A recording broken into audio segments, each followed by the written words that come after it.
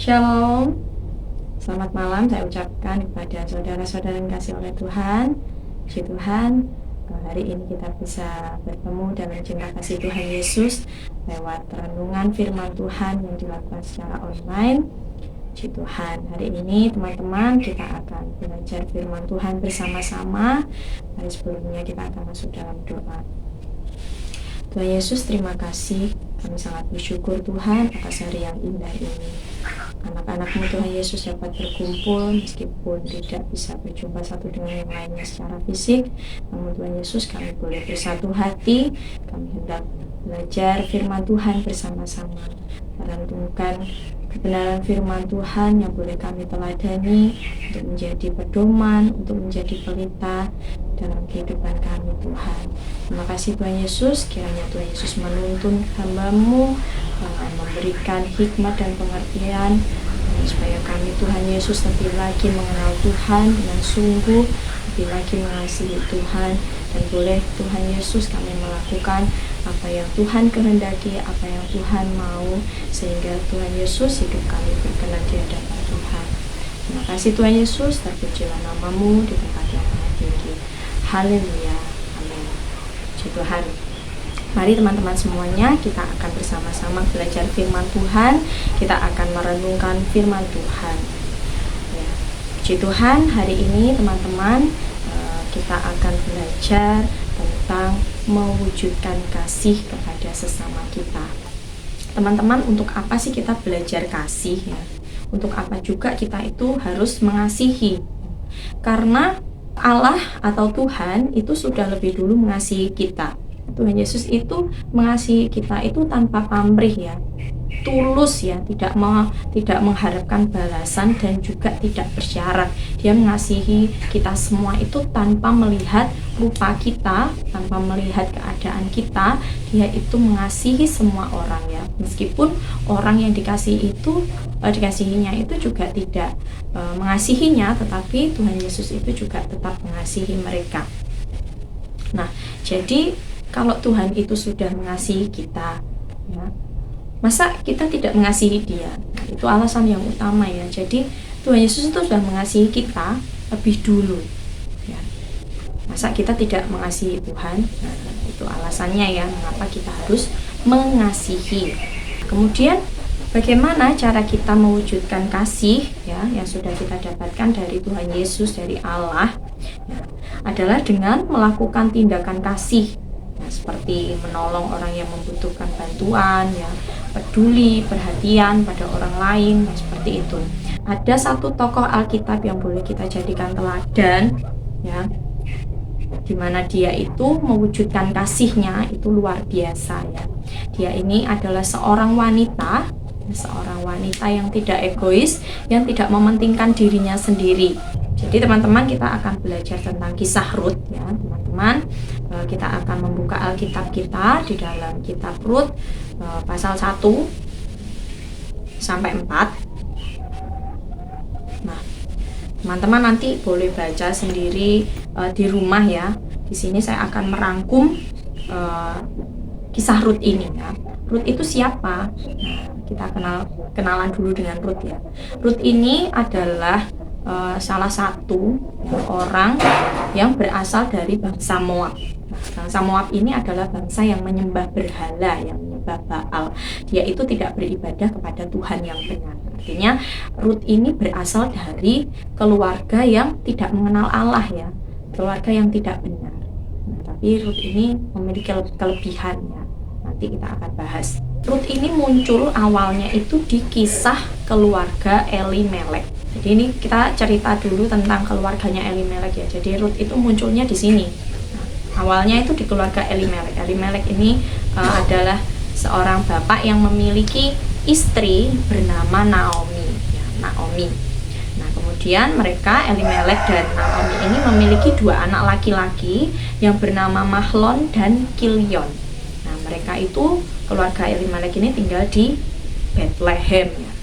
Nah, pada saat itu ya, Bethlehem itu tanah Yudea itu ya, tempat tinggalnya Elimelek dan keluarganya itu mengalami kelaparan ya, peristiwa kelaparan, sehingga Elimelek dan keluarganya ini mereka itu mengungsi atau pergi ke Moab.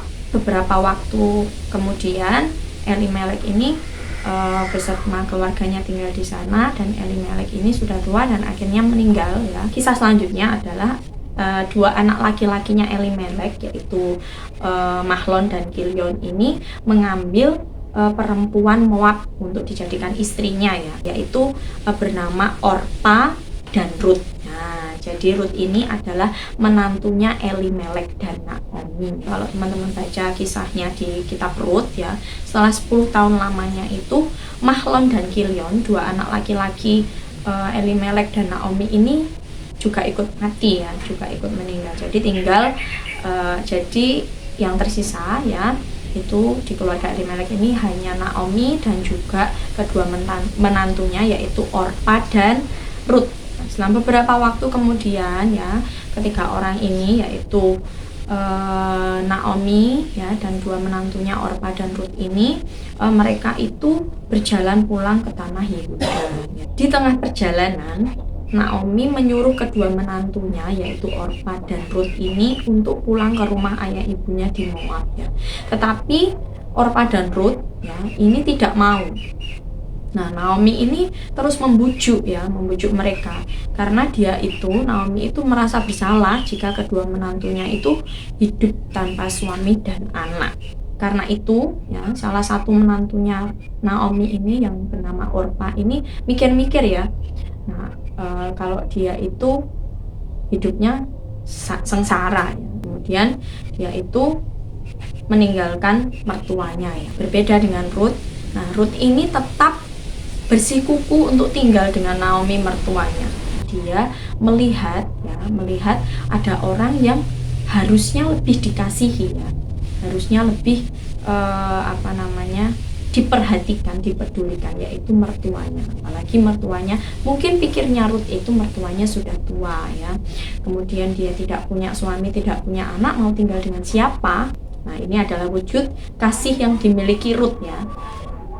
Nah, yang boleh kita teladani juga ya, bahwa Rut ini tidak memiliki sifat egois, tidak memiliki sifat mementingkan diri sendiri. Kisah selanjutnya, Naomi ya dan menantunya Rut ini pergi atau pulang kembali ke Bethlehem tanah Yehuda ya. Singkat cerita, di sana Rut itu bekerja memungut bulir-bulir jelai di ladang orang lain. Nah, pada suatu hari ada yang tertarik kepada Rut, ada yang jatuh cinta kepada Rut. Ini adalah tuaian berkat yang diterima oleh Rut ya. Karena kasih yang ditunjukkan oleh Rut, karena tindakan kasihnya kepada mertuanya ini, Rut memperoleh berkat, yaitu dia juga dikasihi ya oleh orang lain. Dia adalah Boas. Siapakah Boas itu ya? Nantinya Boas dan Rut ini akhirnya menikah dan memiliki anak bernama Obed. Obed ini adalah ayah Isai. Isai itu adalah ayahnya Daud. Nah, nanti dari Daud ini akan turun-temurun dan kemudian menjadi silsilah Yesus. Nah, betapa bahagianya ya, bahwa Rut ini juga menuai berkat yang tidak terduga. Nah, mari kita percaya dan kita teladani bersama tokoh Rut ini. Kita boleh menjadi pribadi, menjadi orang yang baik ya, yang menunjukkan kasih kita kepada Tuhan dengan melakukan perbuatan-perbuatan baik kita kepada sesama kita. Mari teman-teman semuanya, kita akan tutup pembelajaran firman Tuhan kita pada malam hari ini dengan berdoa bersama.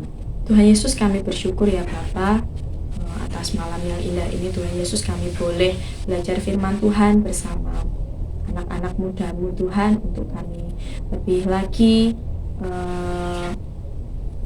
mengasihi Tuhan lewat pembelajaran firman-Mu ini.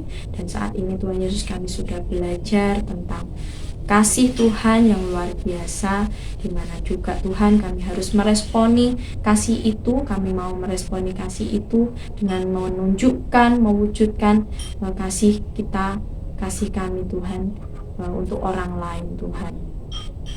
Biarlah Tuhan Yesus, kami boleh meneladani salah satu tokoh Alkitab, yaitu Rut, yang begitu mengasihi mertuanya, dia tidak mementingkan dirinya sendiri, dia mengesampingkan keinginan pribadinya ya untuk orang lain ya Bapa. Biarlah Tuhan Yesus kami juga boleh memiliki hati, memiliki sikap yang seperti Rut Tuhan, yang senantiasa mengasihi, ya, senantiasa mengasihi. Dan biarlah Tuhan Yesus kami boleh mengasihi dengan tanpa pamrih, dengan tulus Tuhan. Kami tahu ya Bapa, Engkau pasti akan sediakan berkat-Mu untuk kami boleh nikmati nantinya Tuhan. Terima kasih Tuhan Yesus, kami ingin selalu dekat kepada Tuhan, kami ingin selalu mengasihi Tuhan. Terpujilah nama-Mu Tuhan, di tempat yang maha tinggi, Allah yang kami sembah, Allah yang kami muliakan. Dalam nama Tuhan Yesus Kristus kami sudah berdoa dan bersyukur. Haleluya.